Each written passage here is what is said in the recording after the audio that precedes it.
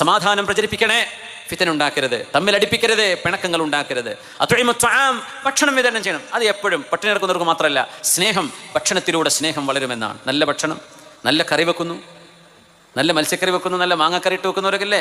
അപ്പോൾ ആ ഭക്ഷണം കഴിക്കാൻ വേണ്ടി ഒരു വീടുമായി നമ്മൾ ആ ഒരു വീട്ടുകാരുമായി ഒരു നമ്മുടെ കൂട്ടുകാരൻ്റെ വീട്, നമ്മൾ ഇഷ്ടപ്പെടുന്ന ഒരാളിൻ്റെ വീട്, ഭക്ഷണത്തിലൂടെ ഒരു സ്നേഹത്തിൻ്റെ പാലം പണിയുകയാണ്. കുടുംബക്കാരെ വിളിച്ചിട്ടൊരു ഭക്ഷണം കൊടുക്കുന്നു, സുഹൃത്തുക്കളെ കൂടെ പഠിച്ചവരെ വിളിച്ചിട്ടൊരു ഭക്ഷണം കൊടുക്കും, ഉസ്താദുമാരെ മുതഅല്ലിമീങ്ങളെ വിളിച്ചൊരു ഭക്ഷണം കൊടുക്കുന്നു.